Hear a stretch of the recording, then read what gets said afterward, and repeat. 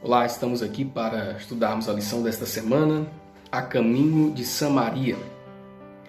O texto para memorizar diz assim: E correndo Filipe ouviu que lia o profeta Isaías e disse: Entendes tu o que lês? Atos 8:38. Na experiência de Filipe e o etíope é apresentado a obra para a qual Deus chama o seu povo. O etíope representa uma grande classe que precisa de ajuda de missionários como Filipe, missionários que ouvirão a voz de Deus e irão aonde ele os enviar. Existem no mundo os que estão lendo as Escrituras, mas que não conseguem entender a sua importância. São necessários homens e mulheres que possuem conhecimento de Deus para explicar a palavra a estas pessoas.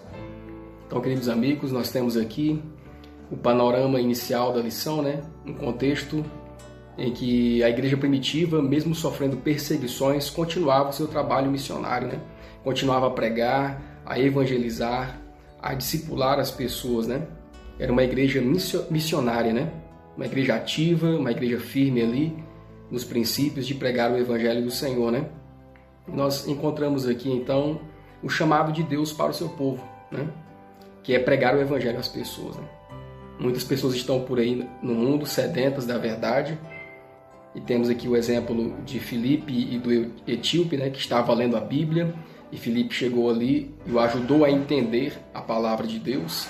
E do mesmo modo também hoje muitas pessoas estão sedentas da verdade, Muitas pessoas estão até lendo a Bíblia, mas não tem ninguém para que possa os ajudar a entender mais, Não tem ninguém que possa os ajudar a se aprofundar no conhecimento da causa de Deus, Nos ensinos da palavra de Deus. Então nós vemos aqui que Deus,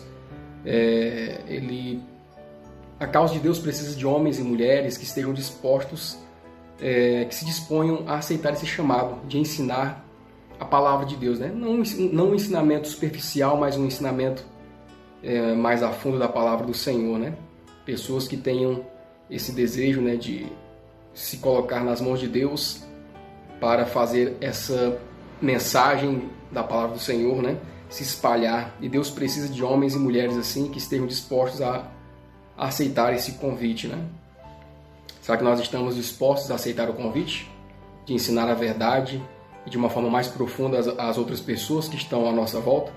Muitas pessoas estão sedentas de ouvir a palavra do Senhor, a verdade, Então precisamos nos consagrar para esse serviço.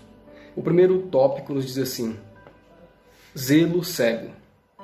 Que situação difícil a igreja enfrentou após o apedrejamento de Estevão e quem foi a principal causa disso? Atos 8, 1-3 e Atos 26, 9-11. E também Saulo consentiu na morte dele, e fez-se naquele dia uma grande perseguição contra a igreja que estava em Jerusalém, e todos foram dispersos pelas terras da Judéia e Samaria, exceto os apóstolos. E uns varões piedosos foram enterrar Estevão e fizeram sobre ele grande pranto. E Saulo assolava a igreja, entrando pelas casas, arrastando homens e mulheres, e os encerrava na prisão. Bem tinha eu imaginado que contra o nome de Jesus, o Nazareno, deveria eu praticar muitos atos, o que também fiz em Jerusalém. E havendo recebido o poder dos principais sacerdotes, encerrei muitos dos santos nas prisões.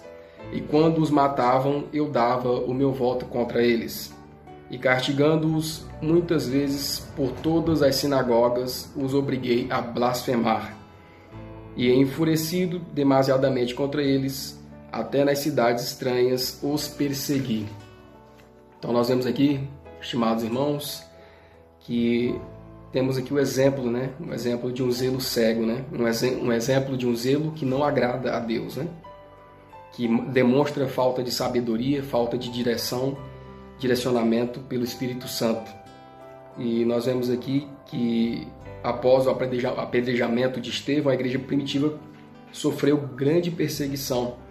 E Paulo, que antes de se converter se chamava Saulo, foi um grande perseguidor, da causa do Senhor, uma pessoa que realmente depositou todas as suas energias contra a igreja primitiva naquele momento ali, perseguindo homens e mulheres que pregavam o nome de Cristo, os encerravam na prisão, quando não os matava, né? E Saulo, ele sabia de todos os acontecimentos da igreja, né? Ficou sabendo das maravilhas, né? Viu algumas maravilhas também que os apóstolos tinham feito, né? Pelo poder do Espírito Santo. Ficou sabendo de todo o contexto, sabia da ressurreição de Cristo, mas mesmo assim Paulo, no caso Saulo, lutava, né? Lutou contra a obra do Senhor, perseguindo ferozmente os membros da igreja primitiva, né? E ele estava achando que fazia a obra do Senhor, né? A obra de Deus. Mas Saulo, na verdade, estava trabalhando contra a obra de Deus aqui na terra, né? E por causa do seu zelo cego, ele não conseguia entender, né? Que estava trabalhando contra Deus, achando que trabalhava a favor de Deus, né? É um zelo sem sabedoria, um zelo sem a instrução do Espírito Santo. Então prendia homens e mulheres que falavam em nome de Cristo, né? E dava o seu voto para que pudessem matá-los também, né?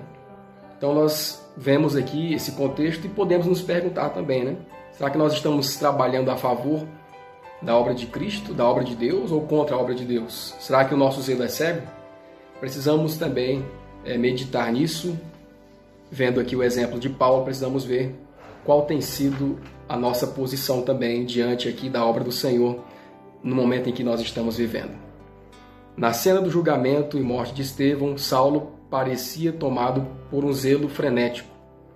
Depois disso, ficou furioso consigo por causa da própria convicção íntima de que Estevão tinha sido honrado por Deus, ao mesmo tempo em que era desonrado pelos homens. Então, o Espírito Santo, naquele momento ali da morte de Estevão, já foi trabalhando aos poucos, né? Já foi atuando no coração de Paulo. E ele começou a ficar em dúvida, né? Será que, olha, estamos vendo aqui na vida de Estevão, Deus atuando naquele momento ali da morte, né? E ele sentiu que Deus, né? Ele percebeu que Deus honrou a Estevão. E ao mesmo tempo os homens estavam desonrando a Estevão e a causa de Deus, mas ele ficou ali na sua, né? E continuou a fazer o trabalho contra a obra do Senhor, né? Mas o Espírito Santo já foi penetrando aos poucos no seu coração. Essa é a verdade, né? Saulo continuou a perseguir a igreja de Deus, caçando-os e capturando-os em suas próprias casas e entregando-os aos sacerdotes e principais para prisão e morte. Seu zelo em levar avante essa perseguição aterrorizou os cristãos em Jerusalém. As autoridades romanas não fizeram nenhum esforço especial para interromper a cruel obra, né? E secretamente ajudavam os judeus a fim de conciliá-los e garantir o favor deles. Após a morte de Estevão, Saulo foi eleito membro do conselho do Sinédrio, em consideração ao papel que havia desempenhado naquela ocasião. Por algum tempo foi um poderoso instrumento nas mãos de Satanás para promover a rebelião do príncipe das trevas contra o Filho de Deus. Então nós vemos aqui agora o zelo cego, né, de alguém que estava sendo usado como instrumento satânico contra a obra do Senhor. E cabe a nós meditarmos se nós também estamos seguindo essa mesma linha ou se estamos realmente buscando a palavra do Senhor como realmente ela deve ser.